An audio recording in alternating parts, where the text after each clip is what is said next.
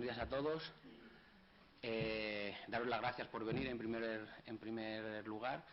Y luego, bueno, pues hoy vamos a estar con el profesor Javier de Felipe, un neurocientífico e investigador del CSIC, ¿vale?, que nos va a presentar el proyecto europeo del cerebro humano, el Human Brain Project. Es una iniciativa de la Comisión Europea para crear un modelo computacional detallado del cerebro que permita entender su funcionamiento y abordar en una fase posterior el tratamiento de la enfermedad, en este caso de Alzheimer, ¿vale? Al final de la charla, de la conferencia, pues podremos hacer las preguntas que quiera. Yo no sé si lo prefieres así o interrumpir entre medio. Yo creo que es mejor terminar y al final hacemos el turno de preguntas. Y nada más, recordar que esta jornada está enmarcada dentro del plan de formación especializada que tiene el Inserso. Y nada más, bienvenido, muchas gracias y esperemos que sea muy útil para nosotros. Muchas gracias. Ahora dejo con Javier. Muchas gracias. Ahora podemos apagar la luz. Buenos días, es un gran placer y un honor participar en este evento, conocer este centro que nunca había estado. He estado varias veces en Salamanca, colaboro con algunos científicos del Instituto de Neurociencias de Salamanca y es un placer siempre volver a Salamanca. Sí. Más cerca. Así, a ver. Bien, pues voy a empezar presentando a algunos miembros del laboratorio que dirijo. Llevo bastantes años trabajando sobre la estructura de la organización de la corteza cerebral del hombre y de diversos animales, para intentar comprender qué es lo que nos hace ser humanos y también para poder estudiar las alteraciones que ocurren en diversas enfermedades, en particular epilepsia en un principio. Y ya recientemente, hace unos años, nos dedicamos sobre todo al estudio de la enfermedad de Alzheimer, las alteraciones, que son dos grandes líneas. Una es la estructura normal del cerebro y sus alteraciones en las enfermedades. Bien, pues voy a hacer una introducción, luego hablaré de las nuevas tecnologías para el estudio del cerebro, que es el proyecto Human Brain Project, y las alteraciones de los circuitos en la enfermedad de Alzheimer.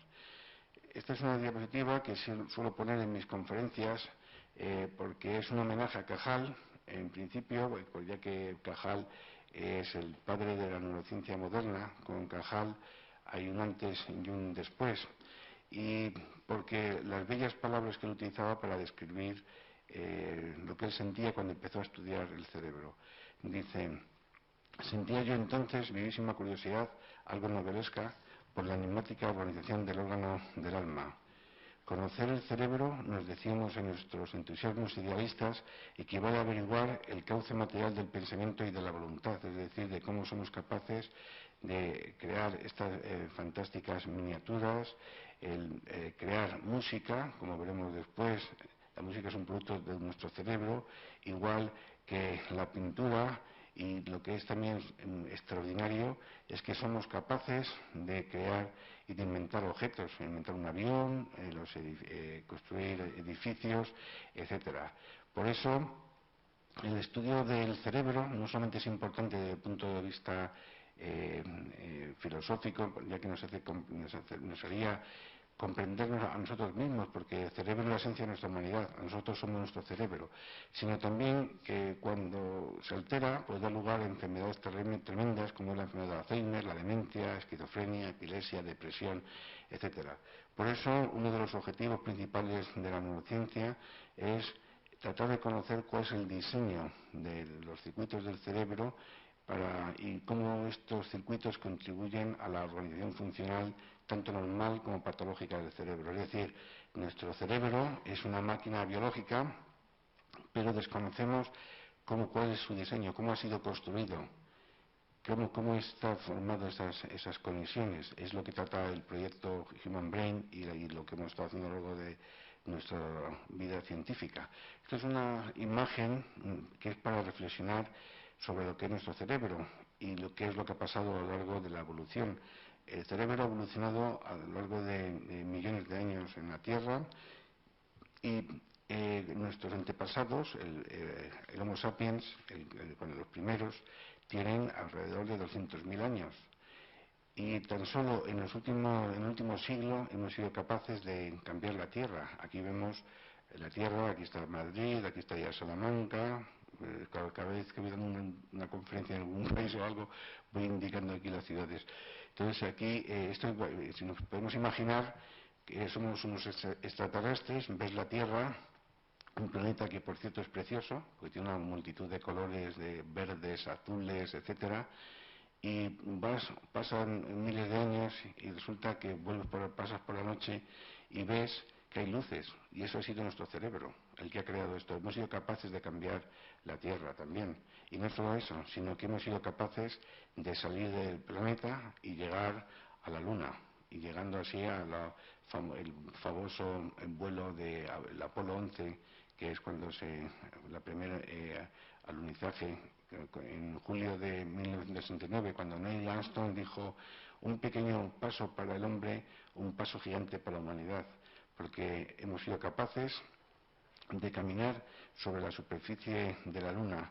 Entonces, y esto de aquí a África, cuando empezamos a caminar en el lago de Laetoli, nuestros antepasados prehistóricos han pasado un tiempo, pero ha sido increíble este paso de aquí a aquí.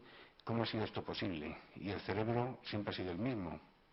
Entonces lo que ha ocurrido es que nuestro cerebro es como un bosque neuronal en que cada célula nerviosa, con sus conexiones, pues depende mucho del entorno, de un ambiente, de lo que es el entorno intelectual, como si dejamos. Einstein nunca podría haber sido Einstein hace 500 años, porque necesitaba los conocimientos de su época para poder desarrollar sus teorías, y así sucesivamente. Pero lo que es importante es meditar sobre esto. El cerebro siempre es igual, hace miles de años, pero en poquísimo tiempo hemos sido capaces de progresar de una forma extraordinaria. Por eso yo soy optimista y creo que en un tiempo no muy lejano podremos conocer el gran misterio que es el cerebro. Pero ahora, ¿por qué es tan difícil el contestar estas preguntas? ¿Y por qué es tan difícil el estudio del cerebro? Entonces siempre sabemos y siempre se dice que el cerebro es muy complejo, pero me gusta ilustrar esto con esta simulación, que es un pequeño fragmento de corteza cerebral humana, que está con el que lo hemos hecho en un proyecto que también lidero, que se llama el Cajal Blue Brain, y es para ilustrar la enorme complejidad del bosque neuronal del cerebro. Tan solo esto es medio milímetro de cerebro, es una simplificación porque aquí hay muchísimas más neuronas. Vemos que las células principales se llaman células piramidales porque tienen una forma piramidal. Hay otras neuronas que son interneuronas, que son inhibidoras, que como ya veremos después. Y aquí vemos unas estructuras que se llaman las espinas dendríticas, que son, aunque parezca ciencia ficción, son los sitios posinápticos donde se forman la mayor parte de las conexiones edificadoras del cerebro, es decir, que están relacionadas con procesos de cognición, memoria y aprendizaje. Por estos motivos, cientos de laboratorios y miles de investigadores están estudiando cuál es la mayor parte de las enfermedades del cerebro. A nivel estructural se enfocan en las espinas, porque las espinas son la diana. Entonces, a pesar de esta enorme complejidad y este bosque que parece impenetrable, veremos que hay métodos que nos permiten avanzar de una forma extraordinaria. Pero para abordar este problema tenemos que utilizar nuevas estrategias, porque claro, si esto es solamente medio milímetro, aquí hay más de 60.000 neuronas, y es solamente una simplificación, digamos que uno se pierde en un cerebro de millones y millones de células de distintos tipos, etcétera. Y entonces es fácil perderse.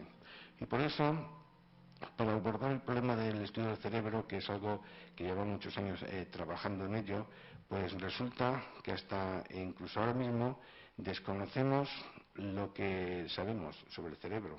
Hay tantísima información que está en una nube, y uno de los principales problemas que tenemos actualmente, como ya digo, no tenemos conocimiento de lo que conocemos. Entonces, una de las cosas que por estos motivos ha surgido también el Human Brain Project, que Europa, en la Comisión Europea propuso crear unos grandes proyectos a nivel europeo para que fuéramos líderes a nivel mundial de alguna de tecnológicos o científicos. se presentaron unos 40 grandes proyectos. Era, por ejemplo, como ir a Marte, ir a las profundidades de los océanos, etcétera. Y nosotros propusimos el estudio del cerebro humano, porque es, como ya veremos, es uno de los grandes desafíos de la humanidad de los próximos siglos. Y así, uno de los objetivos principales del proyecto es el desarrollar tecnología para unificar nuestro conocimiento sobre el cerebro humano. Y aquí vamos en un barco, en aguas muy turbulentas, hemos tenido muchos conflictos y también críticas de muchos científicos, sobre todo los que no están dentro del proyecto. Como todos los grandes proyectos, los que están dentro están contentos, los que están fuera están todos muy enfadados, ¿no?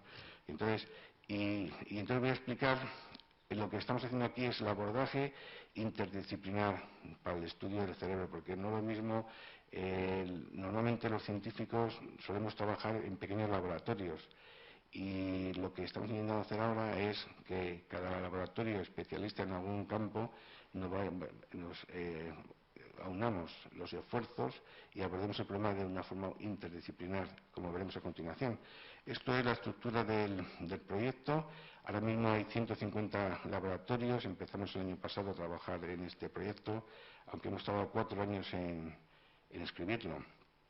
Hay 113 instituciones de 26 países de Europa, Asia, América del Norte, y yo soy el líder de una de estas divisiones, uno de los directores del proyecto, y esto es para que tengáis una idea de la enorme complejidad. Cada pequeño círculo de aquí es un laboratorio que a su vez tiene otras colaboraciones y muchos laboratorios. Entonces es muy complicado, pero es lo que estamos intentando abordar el estudio desde muchos puntos de vista. Utilizamos robots, superordenadores, ingeniería, matemáticos, teóricos, muchísimos campos de la investigación de una forma coordinada, que es lo más difícil, coordinarnos todos para poder tener objetivos comunes. Esto es simplemente el subproyecto 1, que es el que yo lidero. Veis aquí como la estructura, que es el día a día del trabajo que tenemos, que es un trabajo tremendo, puesto que diariamente yo tengo que resolver más de 20 mensajes, correos electrónicos, problemas, etcétera. Bien, entonces, ahora voy a mostraros un ejemplo de cómo se aplica estos estudios interdisciplinares para el estudio de la estructura del cerebro. Como ya he dicho antes, tenemos que conocer cómo el cerebro ha sido creado, cómo estos circuitos podemos simularlos con un ordenador, porque si no veremos que es imposible entender el cerebro si no tenemos un ordenador que nos ayude a comprender el cerebro. Y para esto vamos a hablar de las células piramidales, que, como ya he dicho, son las células principales de la corteza cerebral, representan de un 70 a un 85% de la población total. Son las células de proyección, es decir, que la actividad del cerebro sale a través del axón de estas neuronas. Y además estas células piramidales, como las que vemos aquí en este dibujo de Cajal, son la principal fuente de conexiones, como vemos aquí también en este esquema, de las conexiones intrínsecas del cerebro. Y las espinas dendríticas, que son estas estructuras, protrusiones de las dendritas, son a su vez, como ya he dicho antes, las principales diana. Por eso, el estudio de las células piramidales es el comprender cuál es el diseño geométrico, es uno de los objetivos esenciales del proyecto también Human Brain Project. Queremos ver cómo se diseña estas células. Entonces, es decir, tenemos la célula real y lo que hacemos es una transformación matemática en una neurona virtual para luego poder hacer simulaciones con un ordenador. Y así, por ejemplo, la morfología de las espinas refleja directamente su función. Las espinas no son simplemente protrusiones. Se ha descubierto, por ejemplo, que una espina tiene más de 500 proteínas que expresan aquí, súper complejas. De hecho, hay científicos que proponen que las espinas son pequeños ordenadores, son unidades de información, puesto que cambios en la cabeza de la espina dan lugar a cambios en las corrientes sinápticas. Y el cuello, que une la cabeza al tallo, pues está relacionado también con la potencia de esas corrientes sinápticas. Y las espinas cambian de forma. Por eso, lo que estamos intentando es crear un mapa de cada espina, de la fuerza de cada espina. O sea, eso va a hacer una estructura. Entonces, por esto no existe todavía. Entonces, lo que estamos haciendo es, primero, Otro de los objetivos que no he comentado es que, por desgracia, nuestro cerebro, o por gracia, o mejor dicho, por suerte, o no sé si es suerte o no, pero nuestro cerebro es un cerebro de ratón muy grande. Nosotros somos únicos porque somos humanos, pero la rata también es única, porque es una rata, y el ratón también. No somos ni mejores ni peores, somos distintos.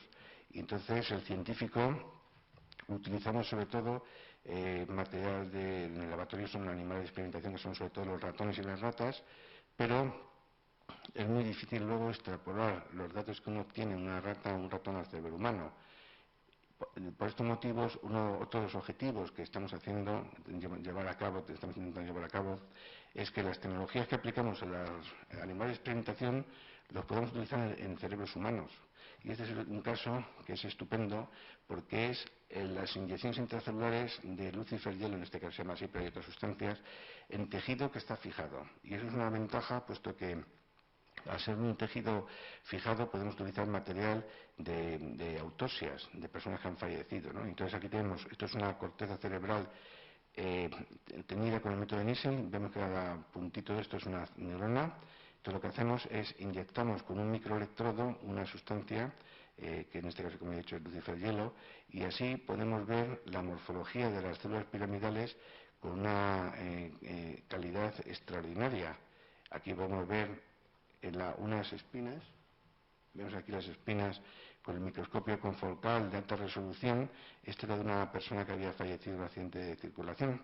Y esto, aunque parezca también sorprendente, se llaman espinas de aprendizaje, puesto que son muy finas y aquí no se forman conexiones todavía. Son finas y se mueven.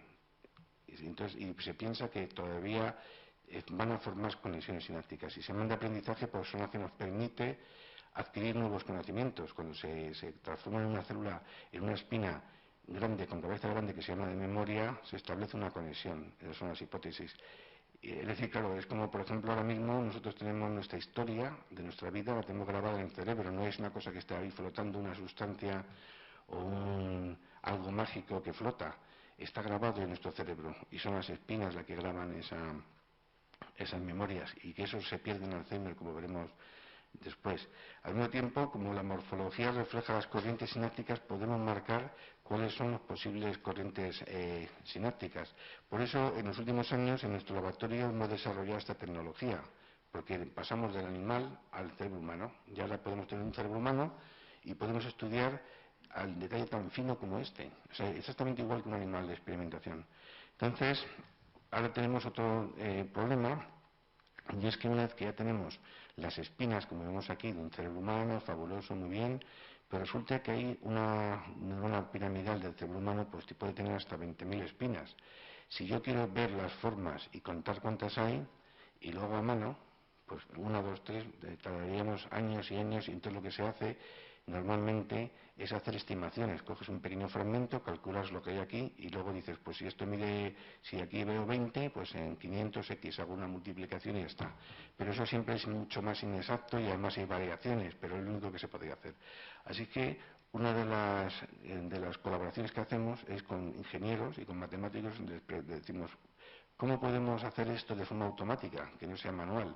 Pues hemos desarrollado un método, bueno, esto es un método ya que es ahora comercial, en el que ahora de forma automática podemos ver todas las espinas. Y esto ha ocurrido hace muy poco ya, hace poquísimo tiempo. Yo, claro, yo estoy en el laboratorio, llevo muchos años trabajando en esto, y como siempre hacemos estimaciones y a mano y tal, lo pasa fatal. Cuando tienes esta herramienta, pues es una alegría enorme, porque ya se ha resuelto el problema de contar espinas. Ahora ya puedo ver, aquí hay 33.000, por ejemplo, yo qué sé, 18.525 exactamente, ¿sabes? Ya digo, bueno, pues yo quiero saber cuál es el volumen de la espina, porque el volumen de la espina y su forma está relacionado con la función, con las corrientes sinápticas, y quiero hacer modelos. Entonces, para hacer eso, tengo que transformar estos datos en volúmenes de espinas. Y estas imágenes que obtenemos con los microscopios confocales, aunque sean de última generación y son fabulosos, tienen imperfecciones, y entonces tenemos que desarrollar algoritmos que reconstruyan las espinas que están incompletas debido a que la emisión de luz no es siempre perfecta. Y esto, a su vez, hace falta no solamente informáticos e ingenieros para realizar estos estos algoritmos, sino también nos hace falta matemáticos que puedan aplicar fórmulas matemáticas para hacer esto, ¿no? Es decir, que eso es un ejemplo, son ejemplos de cómo en el avance del estudio del cerebro tenemos que intervenir en muchísimos ámbitos. Yo, por ejemplo, el otro gran proyecto que dirijo es el Blue Brain. Yo estoy ahora mismo en la Universidad Politécnica de Madrid, en un centro que el único neurocientífico era yo, o sea, estudiando neurociencias. Bueno, ahora se han incorporado otros dos más, pero la mayoría de las personas que trabajan en la universidad pues son ingenieros matemáticos, etcétera. Entonces, ahora voy a hablar de un ejemplo también, de la distribución espacial de las espinas. Las espinas fueron descubiertas por Cajal, como ya he dicho antes, y son muy parecidas a las espinas de un rosal, con la diferencia que la base aquí es ancha y en las espinas es al revés, la punta sería, bueno, cabeza gorda sería una de memoria y una finita, esta sería una de aprendizaje. Entonces, claro, hablando con nuestros compañeros, los matemáticos y todo esto, digo, bueno, ¿cómo podemos transformar esto en valores matemáticos? O sea, ¿cómo se distribuye esto? Si yo quiero hacer un rosal de forma en un virtual, tengo que conocer cuáles son las reglas para crear este rosal. Y aquí veo una espina por aquí y otra, y esto es una espiral, esto cómo es, o cómo se ve estas cosas, ¿no? Entonces empezamos a trabajar con otro concepto, y era para comprender esto. Y aquí, ¿qué veo? Pues veo aquí una espina, aquí otra, aquí no veo nada, aquí veo una detrás, y ¿qué hay aquí? Pues no lo sé. Entonces empezamos a desarrollar hace poco un método que es utilizar la música, representaciones musicales de los datos morfométricos. Estas son las espinas. Entonces, con los datos con el microscopio, lo que hacemos nosotros en las reconstrucciones tridimensionales, obtenemos valores del volumen, de la posición en la dendrita, sus longitudes, inclinación, miles de datos. Cada espina tiene sus datos.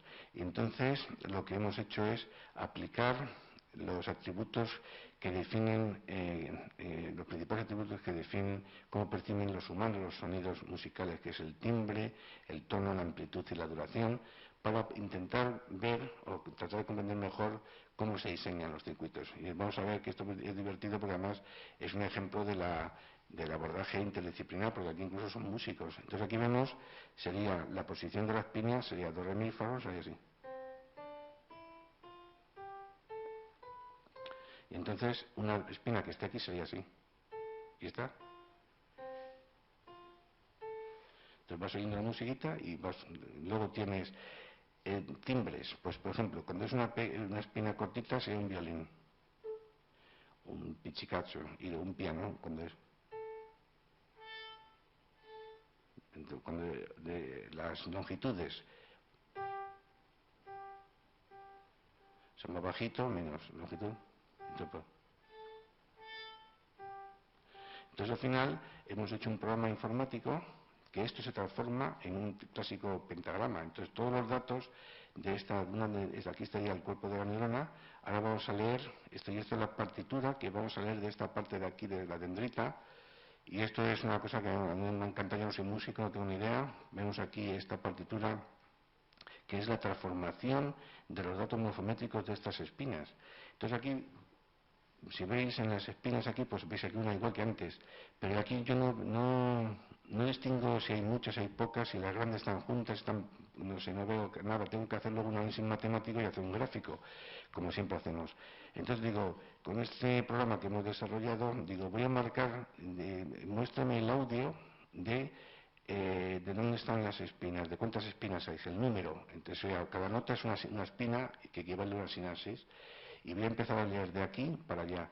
Y vais a oír una música que es como un morse, pi, pi, pi, pi, pi, pi, pi. Y sin embargo esto no lo vemos aquí.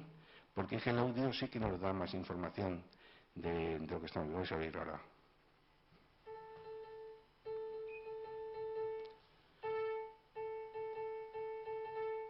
Vamos por aquí. Y hay un silencio. Los silencios generan espinas. Y se repite.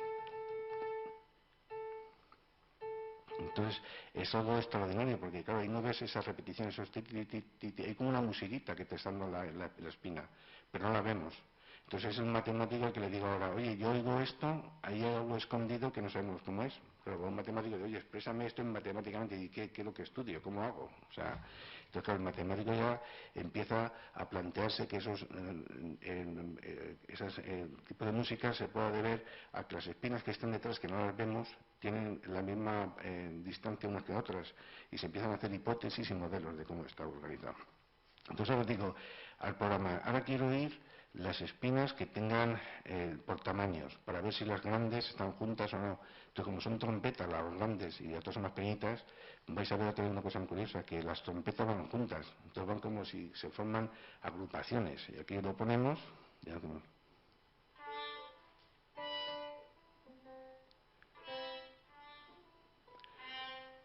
y es una musiquita también extraordinaria, ¿no? Ya se calla y hace... Y otra vez 3 o 4 juntas.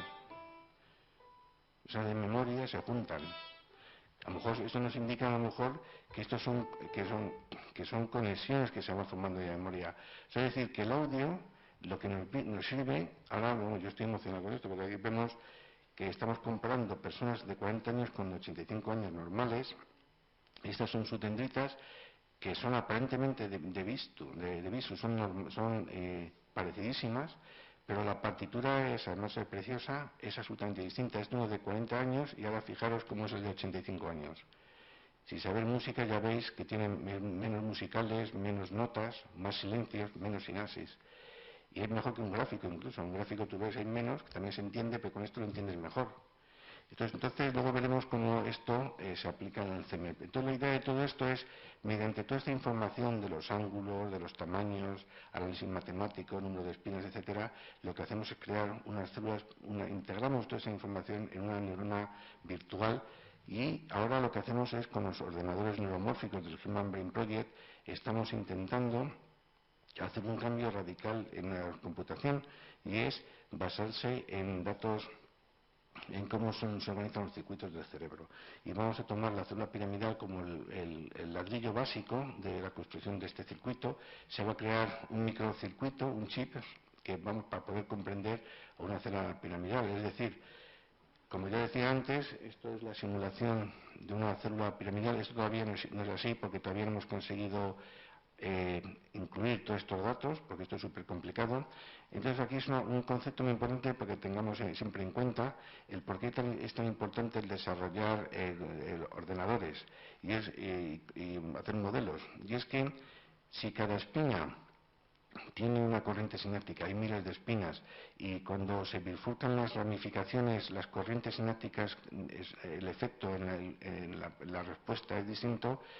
El conocer qué pasa cuando se activan estas 3 espinas y estas están en silencio y luego se activa esta y luego la otra y así sucesivamente es súper complejo. O sea, hay miles y miles de posibles de combinaciones. Sabemos que no todas las espinas funcionan a la vez cuando una célula responde, solamente a lo mejor con 4 o 5 espinas que estén funcionando se activa la neurona. Pero no hay ninguna espina que esté aquí que otra que esté mucho más cerca del soma porque es aquí donde se generan los potenciales de acción.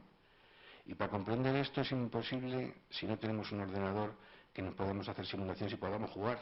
Y diga yo, por ejemplo, voy a activar solamente estas espinas y a ver cuál es la respuesta. Entonces lo vería en un ordenador. Digo, ahora voy a bloquear esta zona y voy a hacer esta y así sucesivamente. Y con esto lo que queremos hacer es un ordenador basándose en una sola célula piramidal con todos sus datos morfométricos, tamaños, distancias, todo, y tratar de integrarlo. Sería un ordenador neuromórfico basado en una sola célula piramidal. Luego pondríamos otra, luego otra y así sucesivamente. Entonces, cuando yo empecé a estudiar el Human Brain, el Blue Brain, que es en principio era un proyecto que estudiamos las columnas y que luego hemos ido a otro proyecto mucho más grande que es el Human Brain Project.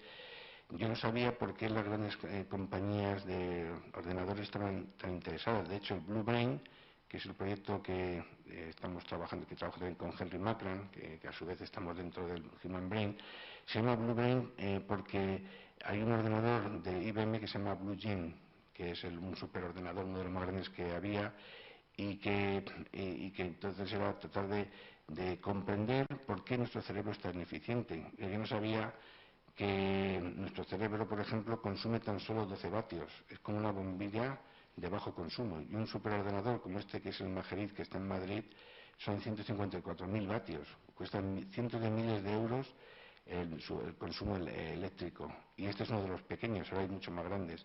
Cuando se piensa que los próximos ordenadores, hay unos que son de muchísimo más potentes, todavía no se van a poder construir, no por la tecnología que se puede de crear esos superordenadores, es el consumo de energía, porque va a hacer falta una central nuclear para llevar uno de estos grandes. Entonces estamos en el proyecto nuestro, a los 10 años pensamos tener un superordenador tan grande que haría falta una central nuclear, lo cual sí no puede ser que tengas un ordenador. Entonces tenemos que ver cuáles son los trucos que hace nuestro cerebro para ser más eficientes. Y así ya todo lo comprendido, ¿no? Ya sé por qué están tan interesados estas grandes compañías. Y ahora yo colaboro con ellos, porque estamos viendo pues ese tipo de cosas, ver qué es lo que es esto, ¿no? Bien, entonces una vez que yo he hecho esta introducción de algunos aspectos del proyecto de Human Brain y de cómo las máquinas y los ordenadores, los datos biológicos lo combinamos, vamos a ver la enfermedad de Alzheimer. Entonces la enfermedad de Alzheimer se caracteriza, como ya me imagino que bien saben, por dos patologías principales: el depósito de beta amiloide, que se va depositando en el cerebro, y la hiperfosforilación de una proteína que es la proteína tau, que alteraciones del citoesqueleto de las neuronas. Pues bien, la enfermedad de Alzheimer, como ya sabéis, es la más común de las enfermedades demencias seniles, y es progresiva cuando comienza en la zona del hipocampo, y por eso da lugar, en los primeros síntomas, es un deterioro de la memoria. Y luego, como también me encantan estas imágenes, pues me gusta combinar la creatividad artística con la ciencia, porque es una forma muy buena, muy fácil de poder divulgar o demostrar lo que pasa en un cerebro de una forma metafórica. Entonces este es William Utermohlen, un autorretrato que en 1967 empezó a padecer Alzheimer, y a lo largo del progreso de la enfermedad, que va progresando hacia la corteza parietal y hacia la corteza frontal, vamos viendo cómo este pintor va pintando el deterioro que va progresando, ¿no? O sea, no es que esto esté relacionado con esto, pero es una forma de relacionarlo, de explicar de cómo nuestro cerebro, a medida que se va alterando y progresa la enfermedad, el cerebro se va alterando y los circuitos se van destruyendo, y entonces la percepción del mundo externo cambia y al final llegamos a demencia, ¿no? La buena noticia es que durante muchísimos años, incluso se piensa hasta 20 años antes, podemos tener depósitos de beta-amiloide y de patología de tau, o mejor dicho tau, porque ya veremos que a lo mejor el tau tampoco es tan patológico en un principio.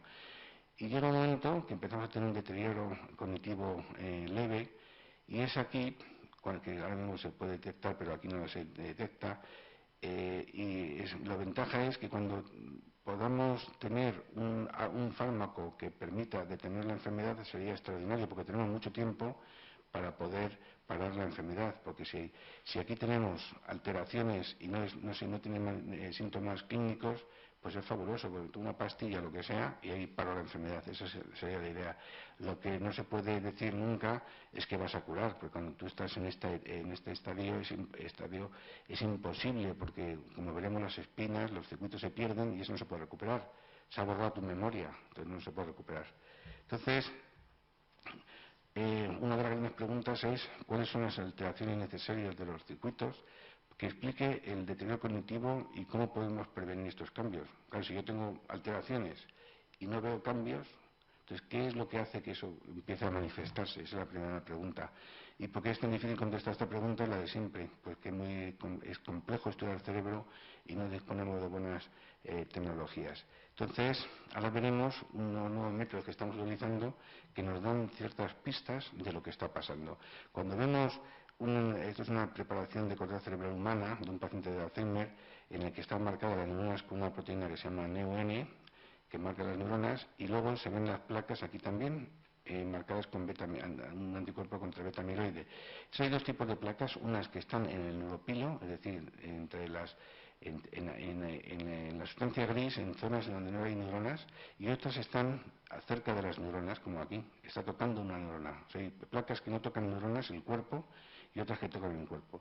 Y esto es muy importante, como veremos a continuación, con respecto a los circuitos. Nosotros lo que hacemos en nuestro laboratorio es estudiar los circuitos corticales a un nivel de detalle muy alto, es decir, hacemos microscopía electrónica, microinyecciones, etcétera, para ir no hablamos de placas en general, sino hablamos de mucho detalle, ¿no?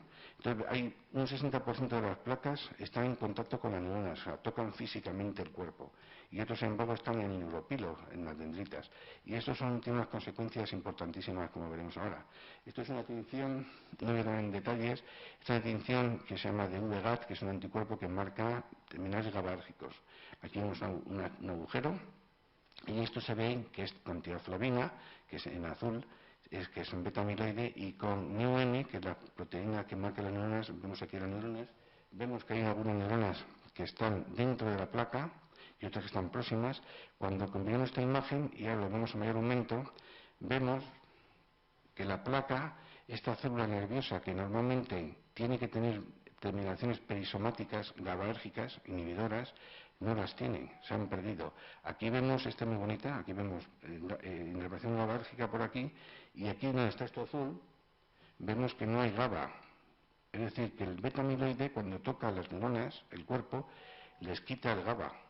O sea, desaparece.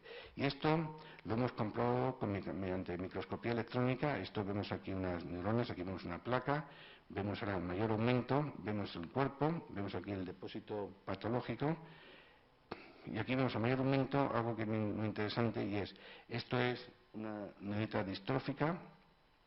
Vemos que esta es la membrana de la neurona, este es el citoplasma, este es el núcleo, y es absolutamente normal la neurona. Pero aquí tenía que haber sinapsis. Por ejemplo, esto es otro ejemplo de una neurona. Vemos este depósito alterado, y aquí, en donde no está la parte alterada, vemos las conexiones sinápticas normales. Es decir, que físicamente lo que ha ocurrido aquí es que se ha perdido esa conexión con el soma. ¿Y cuál es la consecuencia? Pues en la inervación de las células piramidales existen distintos tipos de neuronas GABAérgicas, o sea, que son inhibidoras, unas que se llaman asodendríticas, que inervan la parte de las dendritas.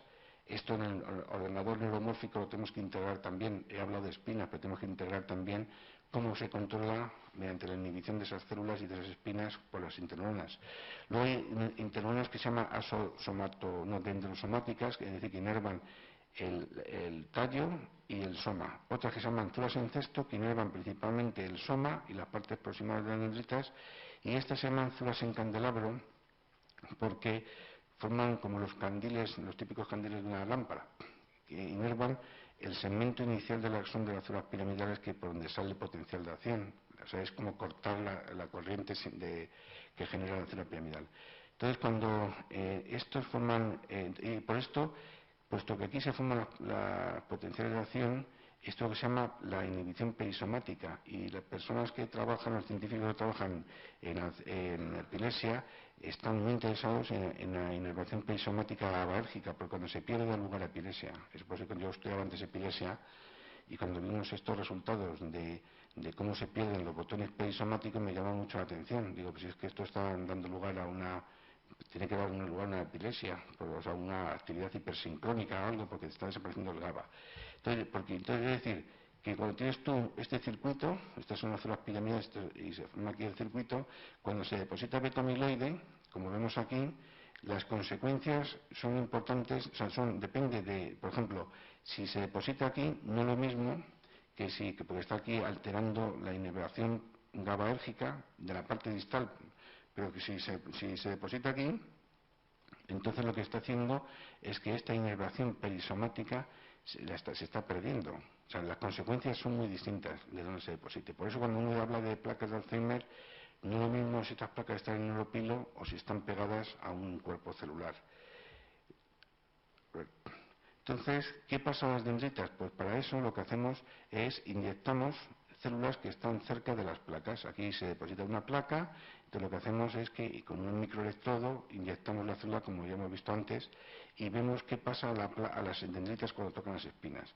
Y aquí lo que hemos visto es algo extraordinario, y es que Las placas, como vemos aquí, hay una disminución muy clara de las espinas. Se pueden contar aquí muchísimas y de repente cuando está en la placa, en la parte periférica, disminuyen de una forma dramática. Por eso se ve un agujero, antes hemos visto. Pero ¿qué ocurre? Que esta disminución es muy local. Cuando vemos las dendritas que no tocan la placa, las espinas son absolutamente normales. Es decir, que las placas lo que hacen es producir una alteración local y es como si mutilasen a las células, a las dendritas. Está alterando algunas espinas, pero deja intacta la neurona. Por eso pensamos que el depósito de placas no tiene que ver mucho con el deterioro cognitivo. No afectaría el deterioro cognitivo, porque lo que daría lugar a una hiperactividad, lo más seguro, de las células piramidales, porque en muchos pacientes de Alzheimer suelen tener una actividad epileptiforme a veces, como una cosa así difusa, y es probablemente debido a la presencia de las placas cerca de los cuerpos, que se pierde la inhibición. Pero el deterioro cognitivo probablemente no esté relacionado con eso, porque las espinas siguen intactas en gran parte. Entonces, recientemente hemos publicado un artículo que hemos conseguido inyectar células que tienen tau y células que no tienen tau en pacientes de Alzheimer. Ya descartamos el beta-amiloide, ya vamos a por qué pasa con el tau, y hasta la fecha no hay ningún estudio, no había ningún estudio que indicase qué pasa a las neuronas cuando tienen tau. Tienen tau hiperfosforilado, pero qué pasa a su estructura.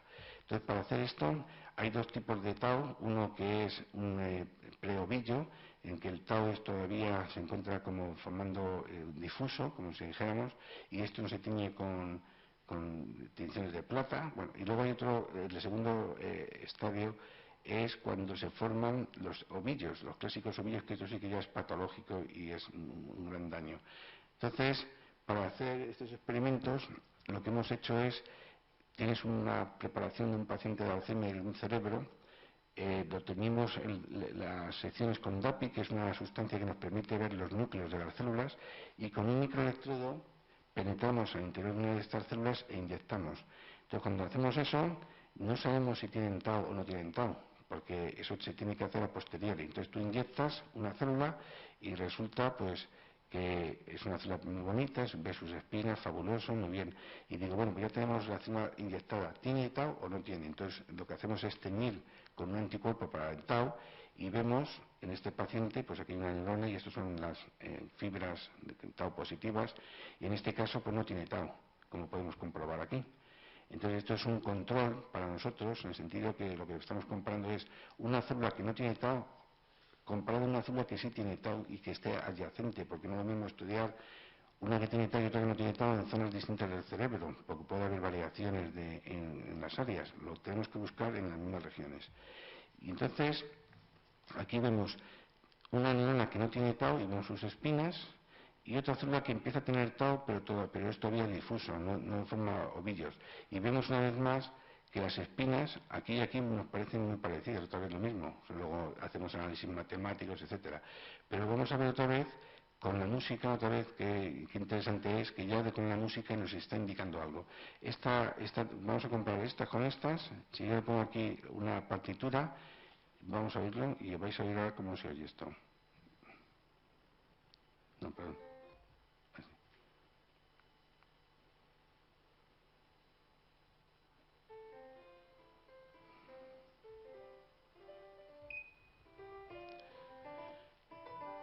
Luego la música es una musicalidad.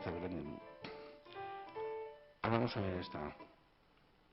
Y ahora no cambia el sonido, porque vais a ver que la amplitud es mucho más baja. Y eso nos indica que las espinas son más cortitas y tienen menos cabeza. ¿Vale?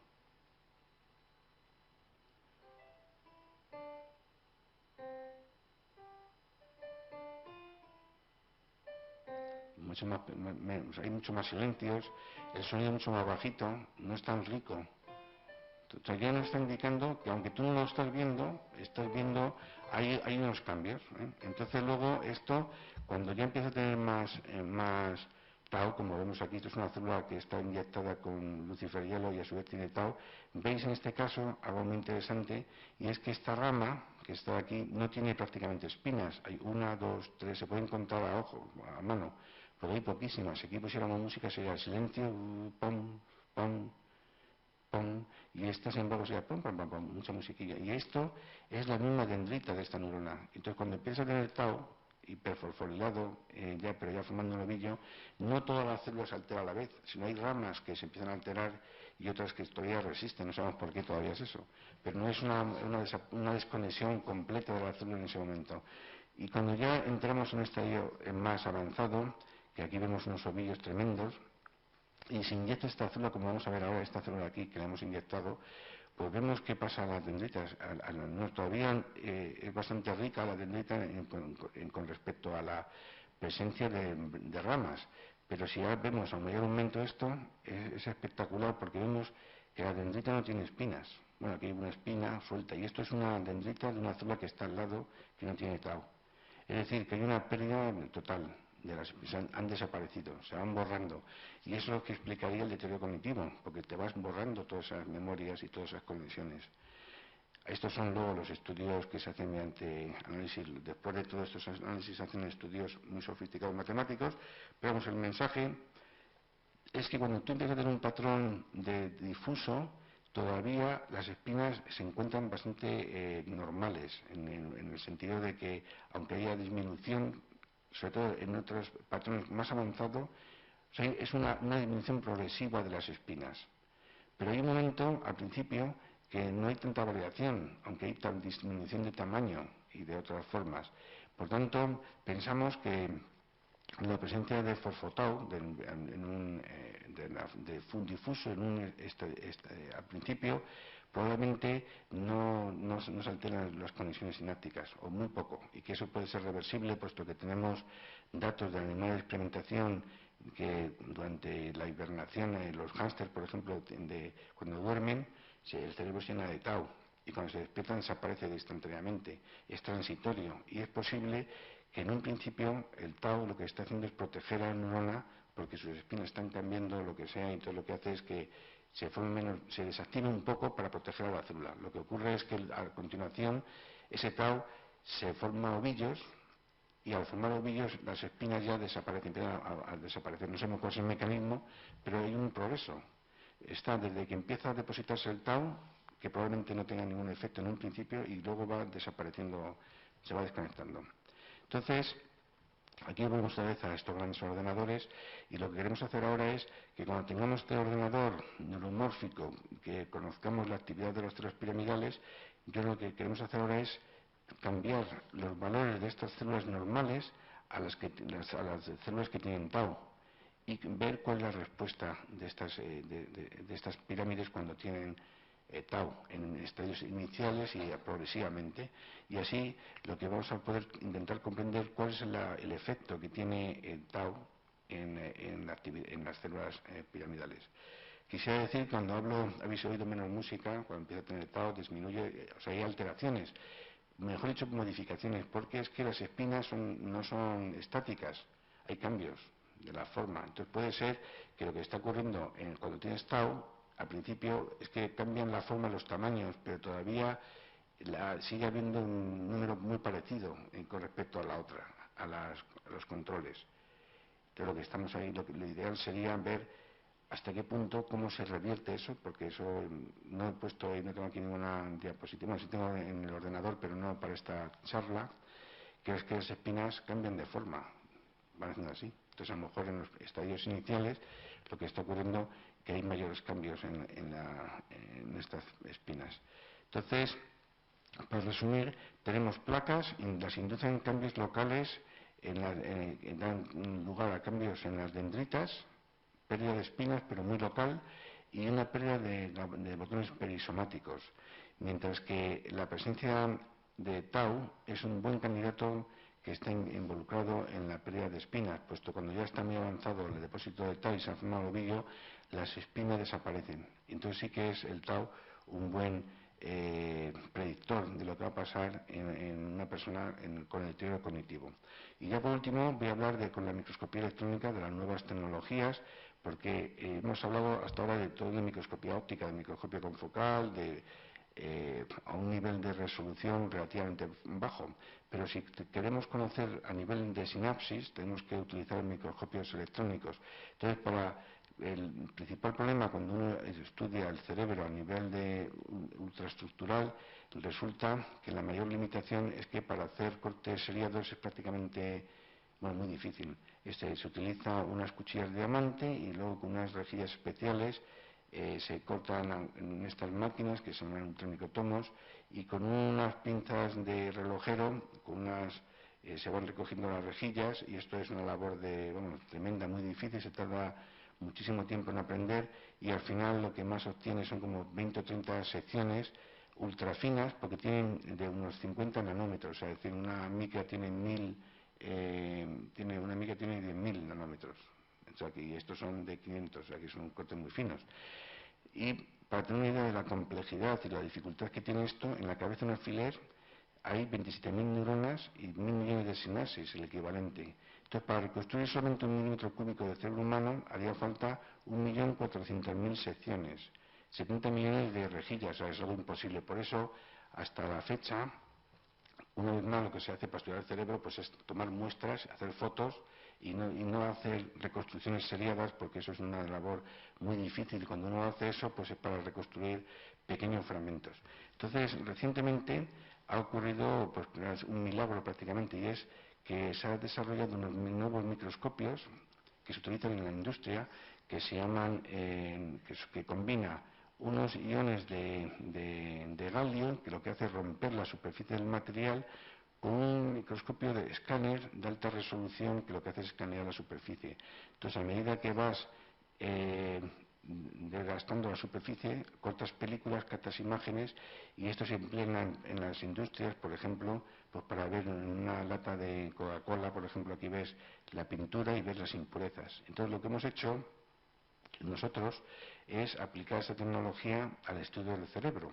Y aquí vemos algo que cuando yo vi esto me quedé sorprendido, porque era como una cosa de ciencia ficción, ya que estamos cortando a mano, cortes seriados, haciendo fotos con una dificultad enorme, y cuando pones el tejido en el cerebro en esta máquina, lo que hace es romper la superficie, un corte de 20 nanómetros, captas una imagen, luego vuelves a cortar y es como un escáner, es un escáner, o sea, vas desgastando y escaneando.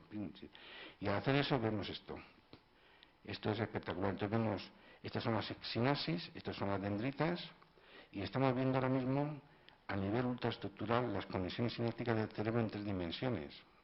Esto es algo que era, cuando yo antes estaba hablando con unos periodistas, y esto es cuando yo estaba estudiando en el laboratorio, hace nada, pues 15 años, o bueno, incluso no, pero esto llevará más 5 años así. Yo decía, algún día habrá una maquinita que pongas el cerebro, lo metas y le das un botón y te sale todo reconstruido y ves la sinapsis. Y todo eso es maravilloso. Pues esto es lo que ha pasado.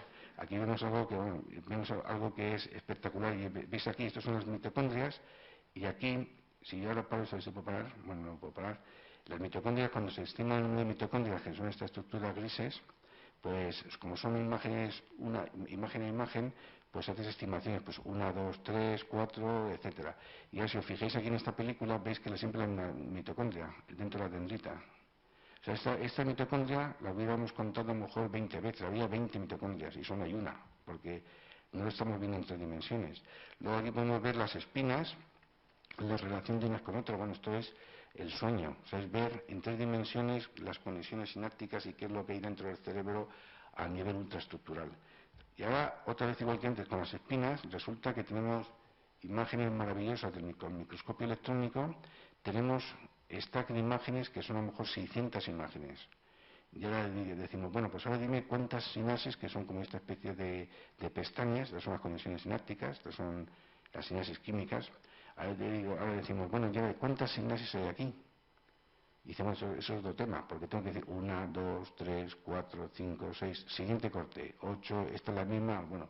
Entonces, si lo haces a mano, una vez más tardaríamos meses en solamente analizar pues 100 imágenes. Por eso, nuestros ingenieros lo que han desarrollado es un nuevo método, que le llamamos Espina, que de forma semiautomática podemos ver, como veis aquí, marcar en dónde están todas las sinapsis. Las sinapsis verdes son excitadoras y las rojas inhibidoras GABAérgicas.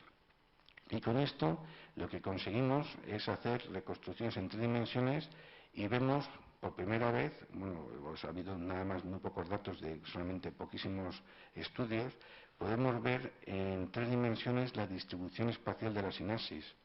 Y aquí ya no hay que hacer estimaciones, aquí contamos 1, 2, 3, 4. O sea, no hay que hacer estimaciones teológicas ni nada de esto, porque las cuentas una a una. Y entonces aquí esto es, la verdad que es un avance extraordinario, porque ahora, por ejemplo, tenemos todas las sinapsis de cada stack de imágenes, tienen sus valores, luego esto vemos la relación que hay unas con otras, los tamaños, y lo que es muy importante es que cuando uno estudia, por ejemplo, el efecto de un fármaco o de lo que sea, no solamente puede haber pérdida de sinapsis, sino que puede haber cambios en el tamaño de la sinapsis. Y aquí también con este método nos permite hacerlo. Además, mediante el estudio estadístico espacial, con estudios muy sofisticados espaciales, podemos ver cuál es la distribución espacial. Y hemos visto, por ejemplo, que la sinapsis en el neuropilo tiene una distribución, ¿cómo es esto?, no homogénea, o sea, que es aleatoria. ¿Y para qué sirve esto averiguarlo? Pues sirve para hacer ordenadores. Yo sé cuántas sinapsis hay en la estructura, la distribuyo de una forma aleatoria, coloco las espinas y voy construyendo un cerebro porque no sé cómo está construido. Entonces tengo que saber cuáles son sus reglas. Y con esta metodología nos permite también estudiar qué está pasando a nivel ultraestructural. Y las implicaciones, por ejemplo, para los estudios de fármacos, de enfermedades, es extraordinaria porque podemos, como ya he dicho, ver si hay alteraciones en el número, o en el tamaño, o en la distribución espacial. Puede ser que las sinapsis cambien de tamaño, que se pongan más cerca, menos cerca, y eso es importante porque cuando se libera el neurotransmisor puede afectar a las células vecinas, a las sinapsis vecinas. Por eso es importante saber cuál es la distribución espacial. Y ahora os voy a mostrar el caso de esto es una placa muy bonita, bueno, bonita es una placa. Aquí veis el centro, es el beta-amiloide, esta parte más blanquecina son poblaciones, son glías, sobre todo esto es un microglía, y aquí veis las neuritas distróficas, vemos un poquitín más aumento, aquí no hay sinapsis, pero aquí veis las neuritas distróficas, este es el depósito de beta-amiloide. Y ahora lo que hemos conseguido es, con esta nueva tecnología, meternos dentro de una placa a nivel ultraestructural, como veis aquí, y esto es también algo que es espectacular. Esto es una placa humana, aquí veis una neurita distrófica, esta es la mielina, aquí vemos la sinapsis, este es el cuerpo de una célula piramidal, como veremos después, estamos reconstruyéndolo. Veis aquí esta estructura súper rara, y aquí de repente sale por aquí una prolongación, creo que por aquí era, no sé por dónde era. Bueno, el caso es que con estas películas, y ya lo paro, yo paso días y días, cada vez que lo veo me engancho, porque claro, estoy viendo que veo de repente que esto recibe una sinapsis. Aquí veo una manchita, y esto sin embargo es algo que está alterado y no sé de dónde viene, y quiero verlo, y le doy el botón, y voy para adelante, para atrás, y te va viendo loco, porque mira, una sinapsis se pierde, hay sinapsis, no hay sinapsis. Y estas estructuras tan extrañas que hay dentro de esta. Y aquí veis el cuerpo de una célula. Y esta, igual que en el ratón que hemos visto antes, aquí debería haber sinapsis gabálgicas, y no hay porque está esto.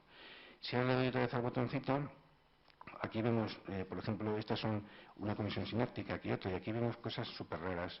Entonces le doy otra vez al botoncito y voy viendo si esto tiene que ver algo, esta estructura parecida a esta de aquí, o esta tiene que ver con otra cosa.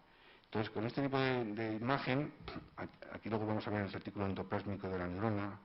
Lo ves aquí, ya se nota que es más una célula que está al lado de una célula.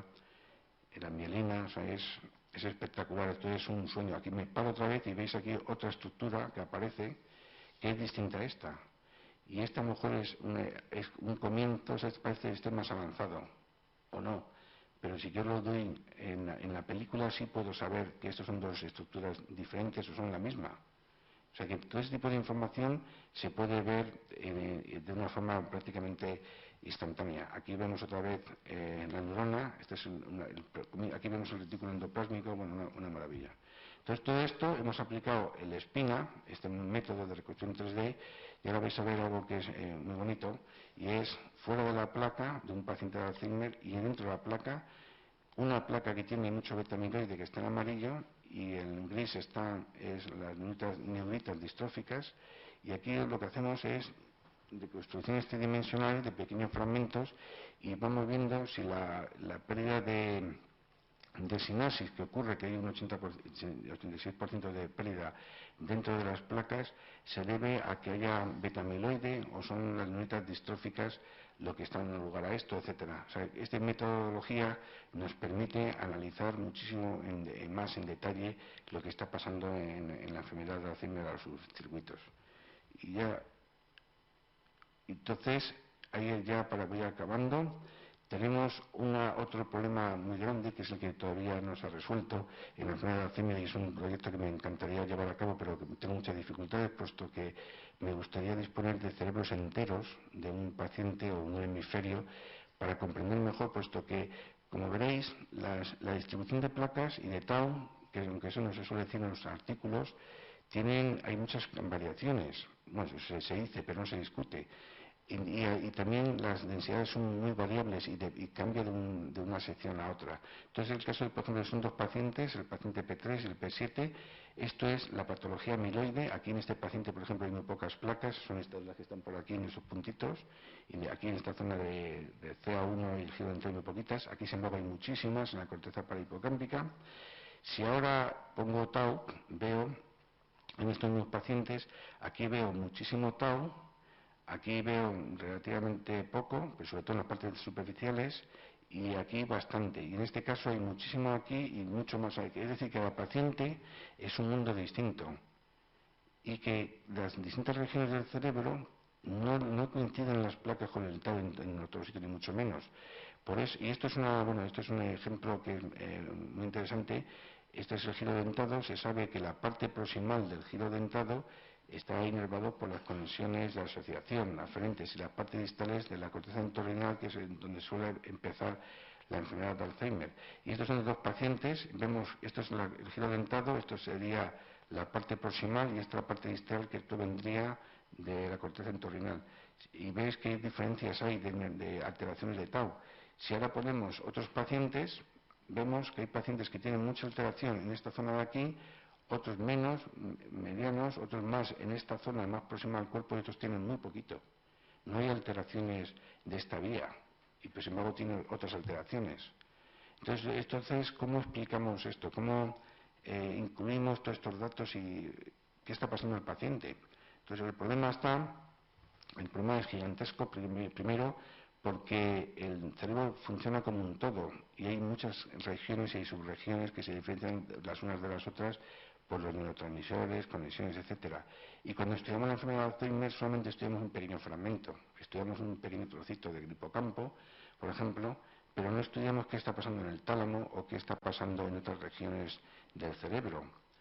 Y cada paciente debe ser tratado de una forma individual, en el sentido que tenemos que conocer sus datos clínicos, todos sus datos, y tratar de comprender que en este paciente dado, por ejemplo, en el giro dentado no tenía alteraciones en la parte distal, pero sí en el subiculum y muy poco en la corteza frontal, etcétera. O sea, tenemos que conocer. La solución es crear un mapa microscópico de todo el cerebro entero del paciente para poder comprender en cada paciente lo que está pasando.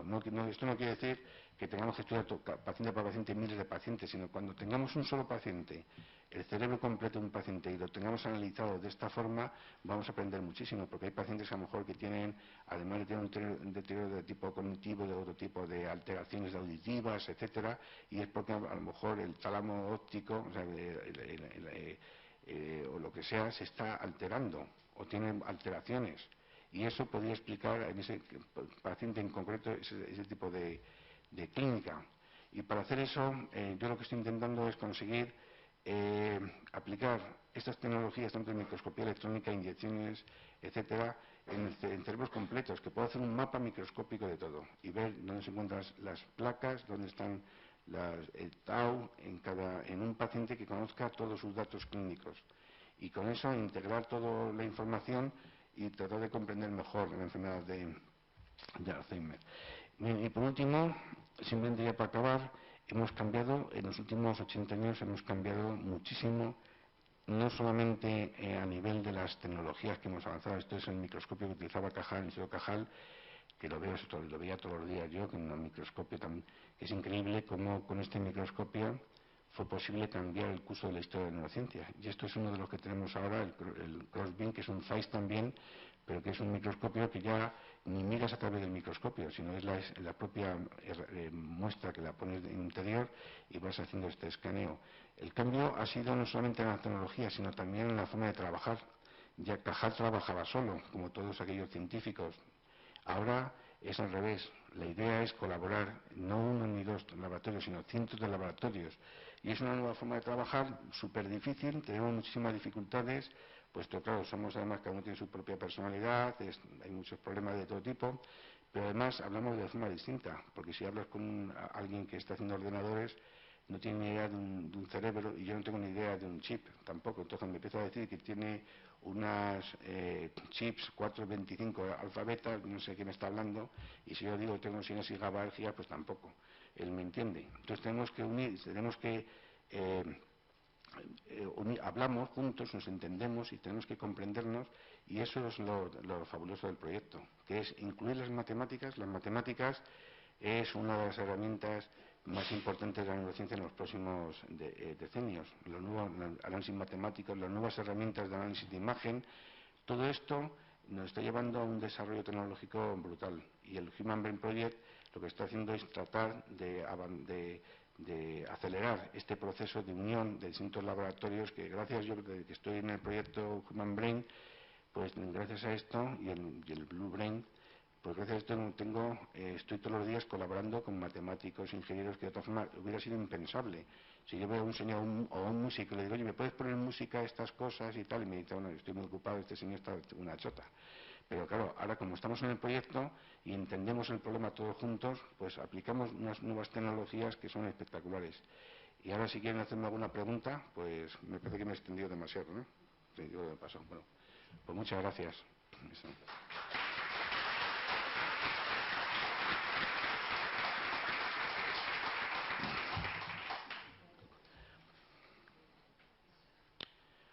Así que si hay alguna pregunta, no, hacerlo sin ningún problema, porque aunque penséis a lo mejor que vais a preguntar una tontería o lo que sea, no es nunca una tontería. Yo tengo una no científica, pero mi papá tiene Alzheimer y cuando usted habla de que le hace falta un cerebro entero, ¿qué pasa? ¿La gente no dona?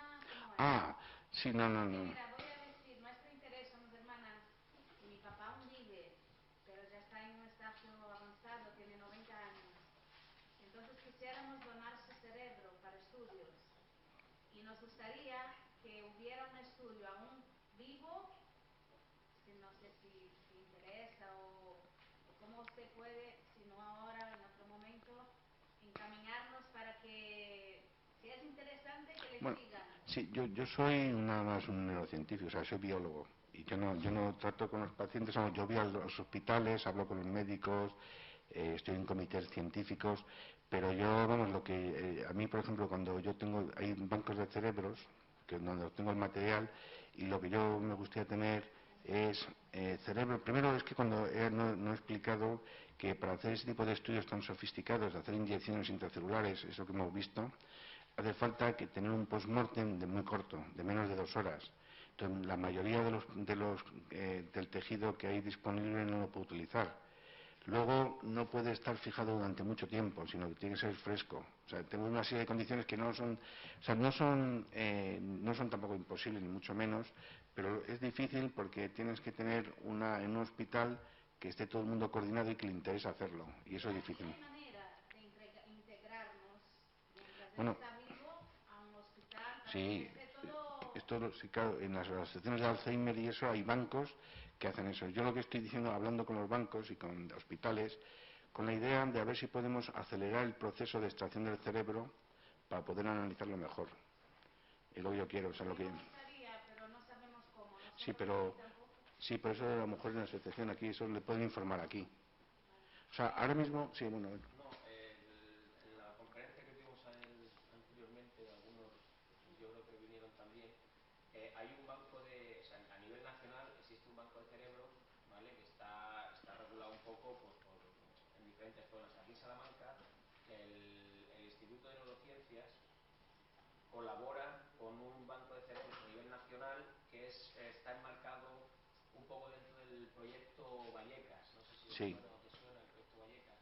Entonces ahí un poco centralizan todas estas donaciones únicamente de cerebros para justamente que, pues, que la ciencia pueda utilizarlo. Usted puede después ayudarme ningún problema. a Sí, nos mejorar. ponemos en Sí, contacto sí, eso existe. Sí, si usted me no sé si puede... alguien de la asociación de AFA que hay aquí de Galicia también conocéis algo o no. Sí, bueno, sí, no, pero esa es la forma, yo creo que es, Sí, son los bancos de cerebro. Lo que pasa es que en los bancos, aunque existan los bancos, ya que yo no puedo disponer, pero para esto, no puedo disponer de, o sea, a mí me hace falta cerebros que tengan menos de 2 horas de postmortem y en la mayoría de los bancos no tienen eso. Entonces, cuando yo voy a un hospital para que den esos cerebros al banco, claro, tengo dificultades. Lo que estoy intentando es hablar con muchos médicos, departamentos, para ver si cuando alguien fallece y que ha donado el cerebro, se extraiga lo antes posible, no esperar pues 4 horas o decir, bueno, ya mañana le sacamos el cerebro.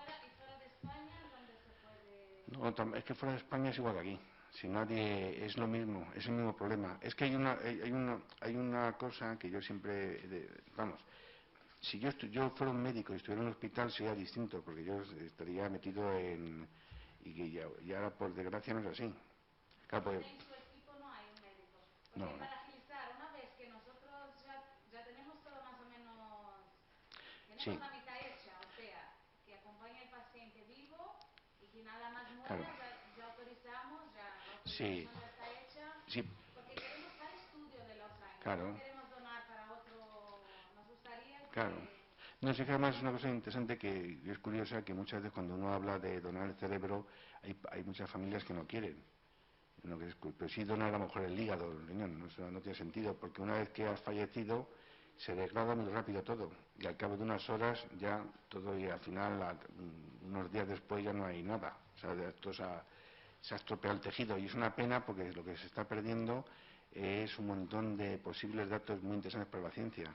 Y eso a su vez, luego lo que hace eso es aplicarlo a los pacientes. Claro, cuando uno dice, oye, tengo yo un tumor o tengo este problema, ¿y por qué no se hace investigación? Y dice, no, si lo estamos haciendo, pero es que somos un poco egoístas en el sentido que siempre se piensa uno en lo que uno tiene.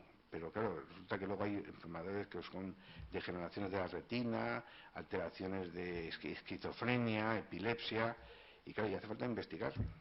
Y luego, si no se aplica la investigación, pues luego dicen, oye, ¿cómo no se cura? Pues que hay que investigar, hay que estudiarlo. Y lo que nos interesaba también es que es importante, ¿no?, que él acompañarle mientras esté vivo, o esto ya no interesa, ya está todo estudiado, venga, las Ah, funciones que tiene, porque por ejemplo mi papá es muy bueno de matemáticas y ya está en muy avanzado, ya porque no. toda la vida fue bueno en matemáticas. Y ahora no, No, ahora sí, tú le también. dices las tablas y él responde, ¿eh? Sí, sí. Entonces es curioso, nos gustaría que estudiaran ahora mientras está vivo. Claro, sí, sí, no, es que en el proyecto Vallecas, por ejemplo, lo que se hace, lo que se intenta hacer, o sea, lo ideal es, si tú tienes un cerebro de un paciente, pero no tiene datos clínicos ni nada más, tampoco te sirve de mucho, porque ves alteraciones, ves cambios. Lo que es una cosa muy importante sería tener resonancias magnéticas, tener tractografías del paciente, ver la historia de ese individuo, ver si, por ejemplo, se ha hecho resonancias magnéticas antes, hace unos años y ahora también, y ver qué parte del cerebro se está atrofiando. Si hay una zona que se atrofia más que la otra, pues tú la miras y ves que en esa zona se atrofia más, es porque se deposita mucho beta-amiloide, o no. Y eso te vale porque así el siguiente paciente lo vas comprendiendo mejor. Claro, Y así claro, esa es la me idea. gustaría mucho ser encaminada, Sí, ¿entiendes? sí, Después voy a hablar sí, con el sí, tecnólogo sí, que me encamine. eso es, sí, sí. Gracias. Ya. Sí. No sé si lo he entendido bien del todo, la relación entre la forma de actuar, las placas de beta-amiloide y los tau.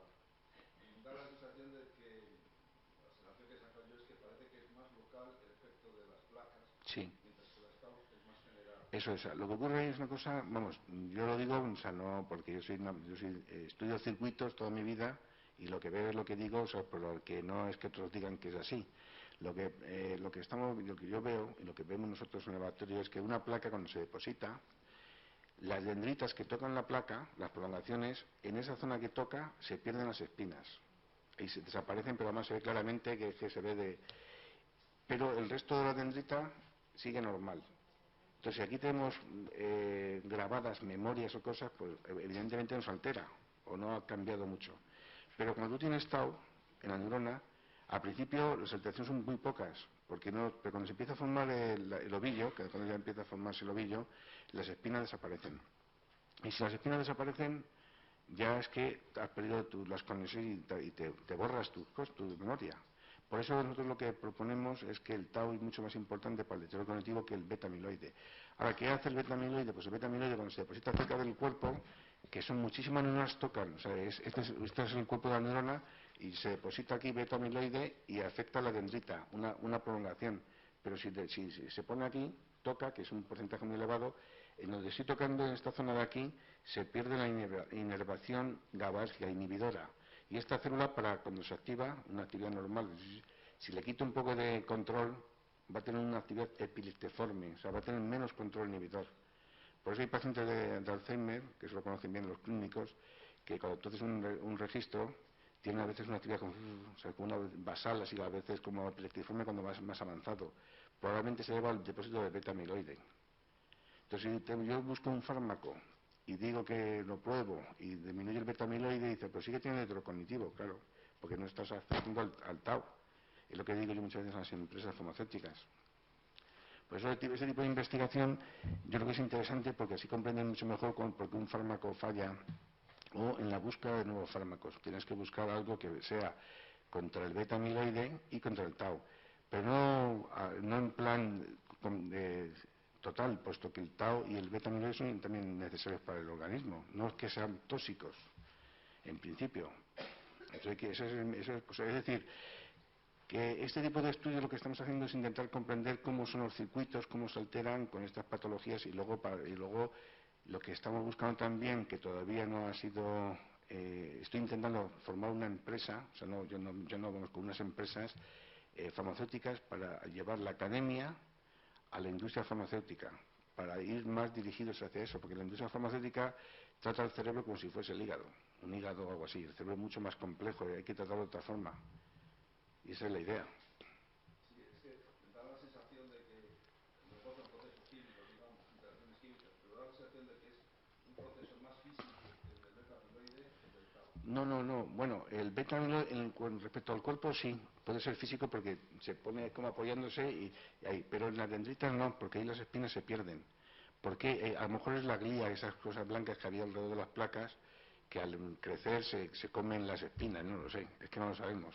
Por eso tenemos que meternos más dentro de las placas humanas y reconstruir en 3 dimensiones qué está pasando en las espinas, a ver que si las espinas es que están ahí se desconectan o se están alterando por algún motivo. O sea, físico puede ser en el cuerpo, pero en las dendritas puede ser otra cosa, no sabemos. En el cuerpo es donde actúa la tau. O sea, el tau... Y el proceso parece que es el paso de la formación de los ovillos, en el caso de las tau, que a lo mejor si se encontrara algún sistema para evitar que se fue un ovillo. formación, porque es para Claro. los priones. Eso es. O sea, la idea es, o sea, este es el cuerpo de la célula y tiene sus prolongaciones grandes como un árbol. Entonces, el tau se empieza a formar en el cuerpo y cuando se empieza a formar, las dendritas se empiezan a alterar. Pero se alteran todas las dendritas. Es como si al árbol las corta las raíces, se muere el árbol. Pero si a un árbol lo podo, hago una poda, pues siguen otras ramas. Es lo que el beta-amiloide lo que haría es como hacer pequeñas mutilaciones. Y lo que pasa es que está ahí, y luego, si está aquí también, como aquí está, o sea, la actividad de esta célula sale a través de una prolongación que se llama SON, que es la que los potenciales de acción salen por aquí, y esto está controlado por el GABA, que es un inhibidor. Y este que está rodeando así el GABA a la célula para controlarla, resulta que si yo quito esto, ya tengo menos inhibición, porque aquí hay una placa. Y entonces esta neurona cuando funciona, pues tiene menos inhibición y tiene una actividad un poco como epileptiforme, o sea, menos controlada, como si dijéramos. O sea, todo tiene su efecto. Claro, entonces si eso lo vamos comprendiendo, y hablo yo con un farmacólogo y con alguien, pues estamos hablando a lo mejor de cómo podemos potenciar, yo qué sé, disminución de beta-amiloide, pero que el tau, pues no sé, hiperfosfolile o yo qué sé, claro, eso es lo que estamos viendo. O sea, es decir, el mensaje es que conociendo en detalle los circuitos y lo que está pasando en Alzheimer y con estas animaciones, porque claro, no es, estamos hablando así como disminuye el GABA y aumenta, pero no se puede decir aumenta y baja, sino tienes que probarlo. Y para probarlo te hace falta verlo en una simulación. Claro, si yo quito 4 botones GABAérgicos, ¿qué ocurre? Si no lo estoy viendo. Es que tengo que simularlo para poder comprenderlo. ¿Y la hiperfosforilación podría ser la causa de que se generen los ovillos? Sí. No, claro. Claro, lo que pasa es que no sabemos cómo pasa de un tau hiperfosforilado difuso sin formar ovillos, sin formar fibras, o sea, enlaces, a uno que forma enlaces. Es que tenemos un experimento que no lo he comentado, a veces lo hablo, pero vamos, es que, como ya he dicho antes, que hay unos modelos naturales que son estupendos, que son los hámster. Cuando están hibernando, muchas neuronas del cerebro se hiperfosforilan y se forma un tau, pero es de tipo difuso, no es el del ovillo.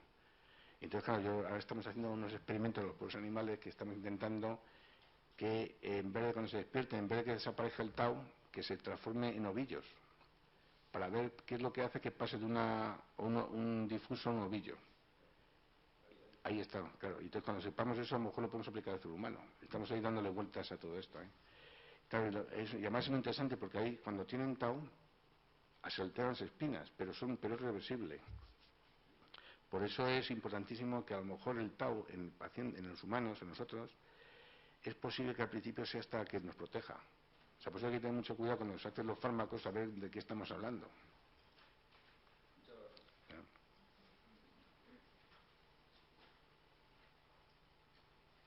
¿Alguna pregunta más?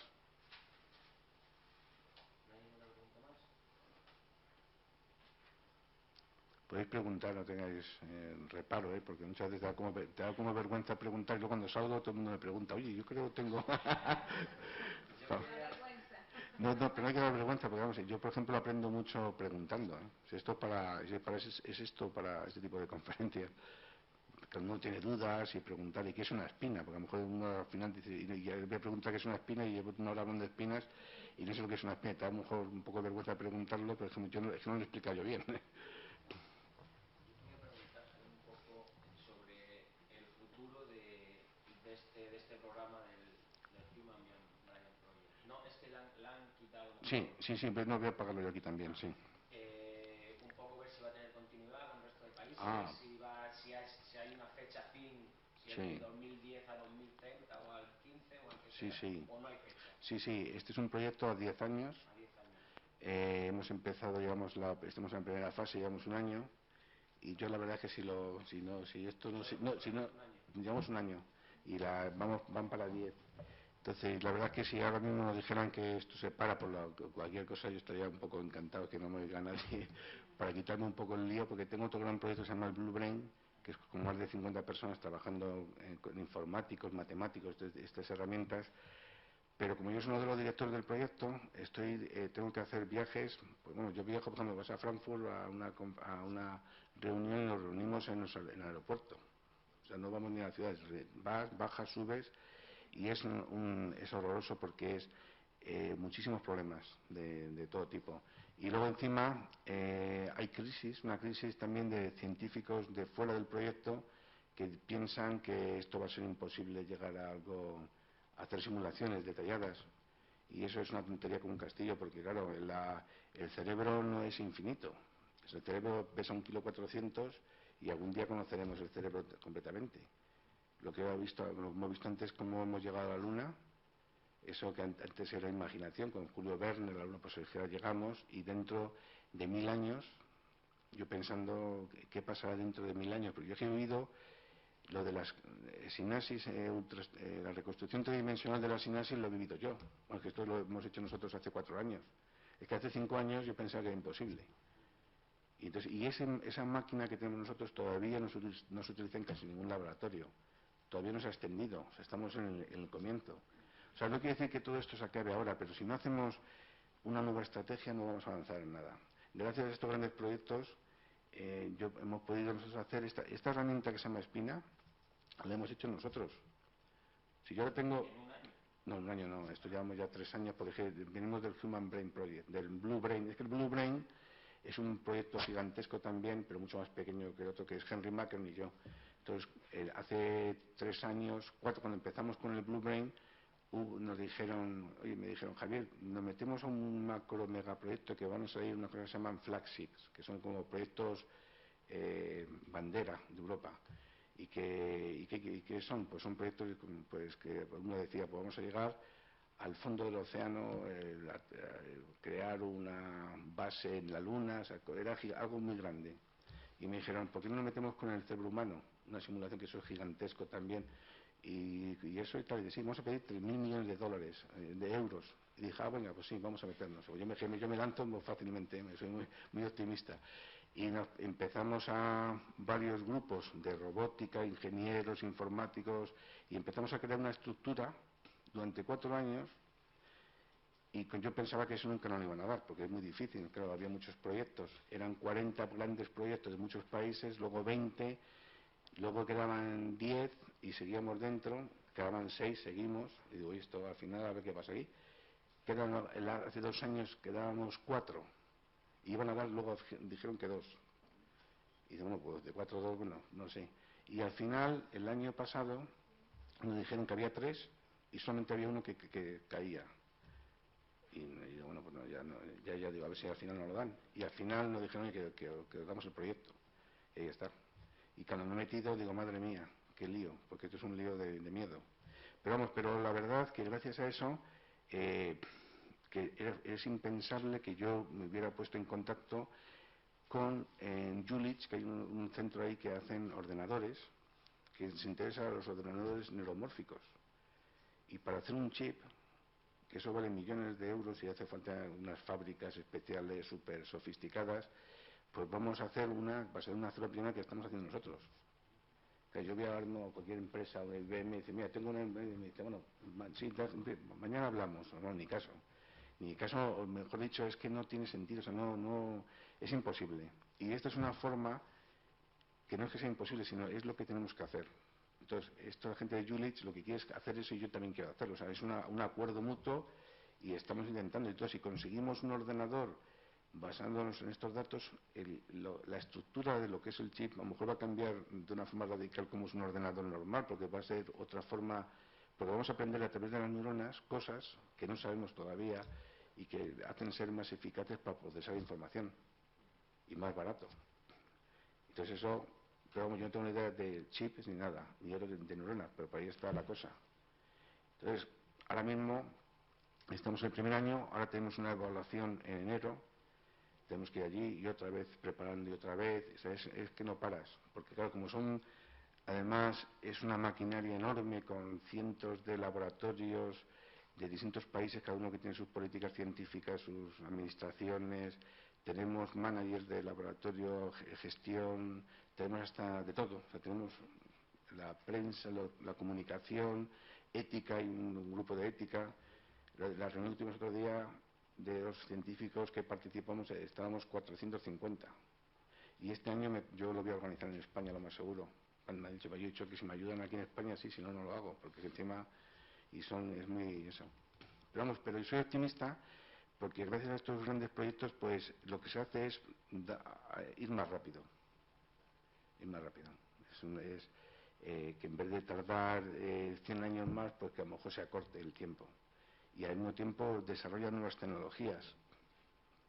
Bueno, yo cada vez que lo pienso digo, si es que es una maravilla, porque resulta que, claro, las imágenes que yo genero, tenemos un problema también de tamaño, o sea, son a lo mejor 20 terabytes o 40. Entonces no hay máquinas ahora mismo que te permitan utilizar tantas imágenes. Entonces los ingenieros tienen que desarrollar algoritmos para procesar imagen en superficie, es decir, que tú tengas muchas imágenes pero que proceses poquito a poco, pero que el que lo ve, que no se dé cuenta, porque tienes que ver todo el conjunto, y eso no es fácil.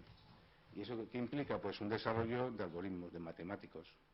Y eso se aplica luego a otras cosas. O sea, esto que vemos aquí de detectar la asesinasis automáticamente y eso, es una espina, pero tú lo puedes aplicar a lo mejor para detectar, yo que sé, olivos, o lo que sea. Entonces, una empresa de otro tipo, sí, por eso también tenemos un desarrollo tecnológico empresarial. Ahora con el Ministerio nos hemos reunido con un grupo industrial de interés, que es Telefónica, no sé qué, para ver lo que hacemos, porque a lo mejor les interesa a ellos, no es que a lo mejor, es que les interesa. Claro. Y además tenemos superordenadores súper potentes y estamos montándonos todos en red.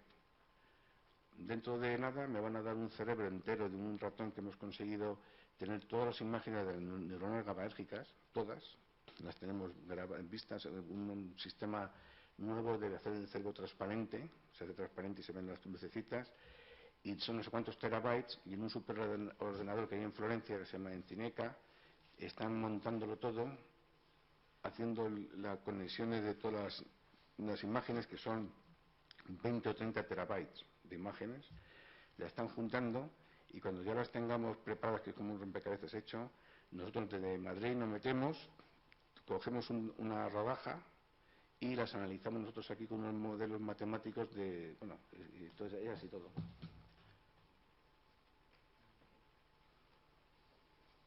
Una pregunta, ¿verdad? Como dice el profesor, estamos a tiempo de preguntar, que luego le paramos por la calle.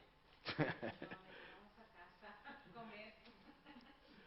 No, es que otro día fue gracioso porque estaba en una conferencia y estamos así, todo el mundo callado, termino y nada más ahí por un montón de gente, oye, yo tengo una pregunta, yo que quería saber no sé qué, no puedo preguntar y tal. Pero vamos, que los objetivos de todo esto es el estudio detallado del cerebro y sobre todo, luego también hay muchas cosas, no, también cuesta no, es cierto que aquí en España luego hay muchas envidias. Y ahí, cuando vas para arriba, pues todo el mundo ve cómo te ponen problemas para todo, ¿no? Entonces, cuando estás en un gran proyecto de ese tipo y te dicen que ¿y por qué yo estoy metido ahí? Pues porque yo empecé a pedirlo, pues pídelo tú. Sí que esto era, los flagships, estos proyectos eran proyectos abiertos, lo puede pedir todo el mundo. O sea, portugués y todo, cualquier país europeo, cualquier grupo de científicos, de lo que sea, puede solicitarlo y hay una comisión luego, hay unos estudios de viabilidad del proyecto, etcétera. Y que me dice una vez un periodista, ¿y por qué se han dado usted? O sea, no a mí, nosotros, pues lo hemos pedido y no lo han dado.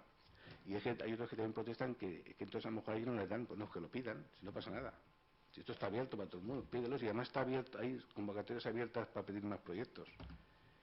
Entonces, claro, aquí enseguida.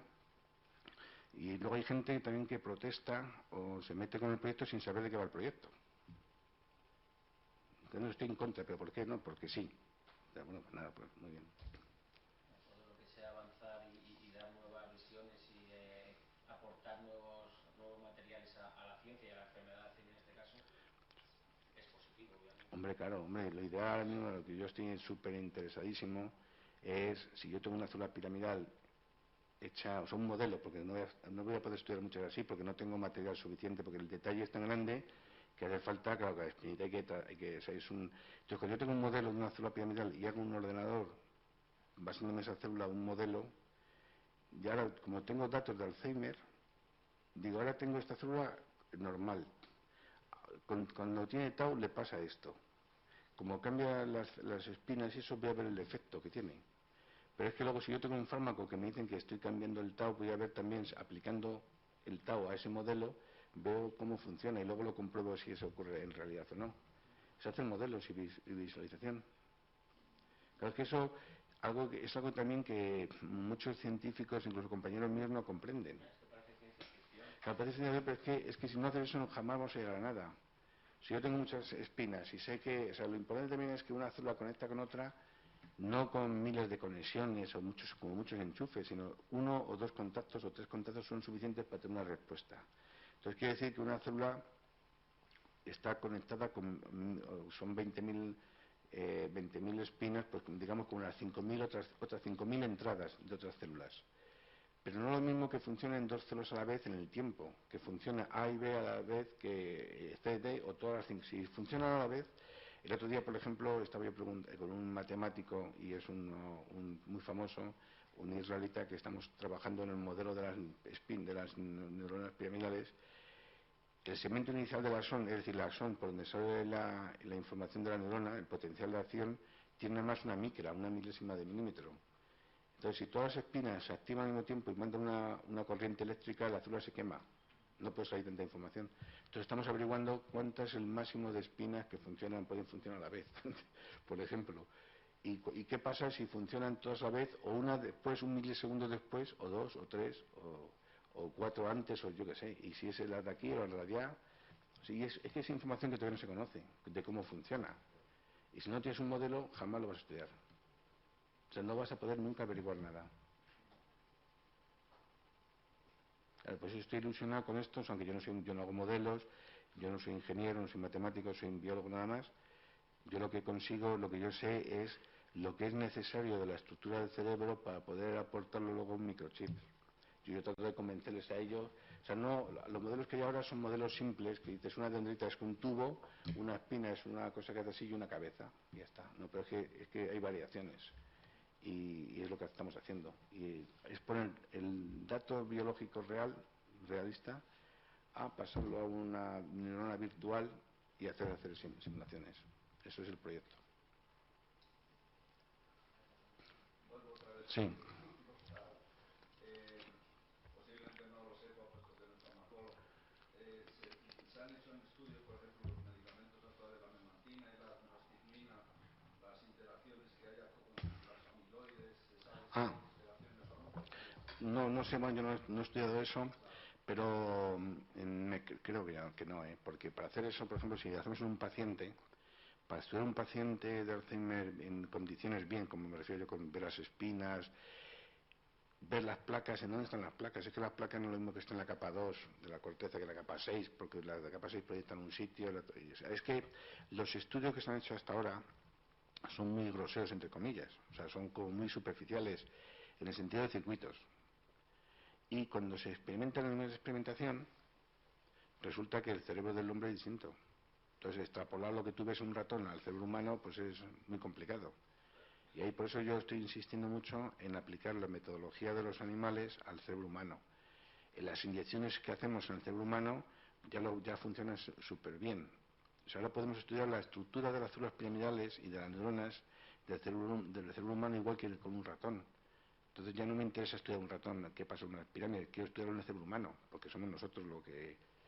Entonces ahora, el microscopio electrónico esto que enseñé yo antes ahí, eso es humano. Y es que estamos ahora desarrollando métodos también para fijar, para el electrónico, que cuando tienen menos de 2 horas, hacemos unas modificaciones técnicas y hemos conseguido las fijaciones extraordinarias. Entonces, como es un material post-mortem, autopsias, que se va a perder, si podemos tener, es que es una joya para poder estudiar eso luego a nivel detallado, pues es una maravilla, porque la aportación de datos pueden ser muy buenas. Aquí la idea no es estudiar cientos de cerebros, sino estudiar pocos cerebros, pero muy bien, muy bien, muy bien. Y así tienes ideas. Por ejemplo, dice, oye, ¿qué pasa si yo tengo una placa? ¿Hay sinesio al lado? No. Bueno, he estudiado 5.000 placas, he visto 4, no. Estudio bien, unas pocas, pero estudio bien. O sea, pero con alta resolución, con algo que tú lo veas claramente.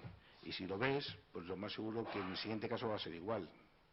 Pero no hace falta hacer 500. Además, eso es algo que siempre me molesta mucho, bueno, me molesta, que cuando yo publico artículos de Alzheimer, me dice, ¿cuántos pacientes ha estudiado usted? Y digo, 3. Ah, pues es poco. Y digo, no es poco, no, porque mire, en Alzheimer, N es siempre 1. Si yo tengo 50 pacientes de Alzheimer, los 50 cerebros son distintos, seguro. Entonces tú no vas a poder comparar una célula piramidal de un individuo con otro. O sea, se puede comparar, sí, pero las diferencias pueden ser debidas a muchas cosas, a la historia del individuo, a los fármacos, y lo que hacemos es que esto es un trocito de tejido humano y hay unas células piramidales que tienen tau y otras que no tienen tau. La célula piramidal de aquí es distinta a la que está aquí, porque está en otra capa. Entonces yo no puedo comparar esta que tiene tau con esta que no tiene tau, porque puede ser que me cambie, lo que me está cambiando es simplemente porque... Entonces lo que tengo que hacer es comparar una célula de aquí que tiene tau con otra que está al lado, una vecina, y esta, y luego entre ellas. Y eso es difícil porque tienes que inyectar, ver si tiene... Entonces al final tenemos pocas células, pero las que tenemos están muy bien estudiadas. Entonces si tú ves que tienes tau, un ovillo, y no hay espinas, es que no hay espinas. ¿Y cuántas veces lo has visto? Pues es como, me acuerdo de estar pensando, me imagino que voy a Marte y veo una lechuga y me pregunta, ¿y cuántas lechugas ha visto usted? Bueno, aunque ya he visto una ya es sorprendente, ¿no? O sea, ya habrá a lo mejor más, no sé, pero que hay una lechuga en Marte, pues eso es eso, la idea. Pues si no hay nada más, estamos a tiempo, cerramos. ¿Sí? Pues nada, Javier, agradecerte. Pues nada, encantado. Agradecerte desde el centro tu presencia, la presentación tan dinámica y tan pedagógica, desde luego. Yo creo que ha sido la más trabajada que hemos visto aquí y que parte también de nuestra directora.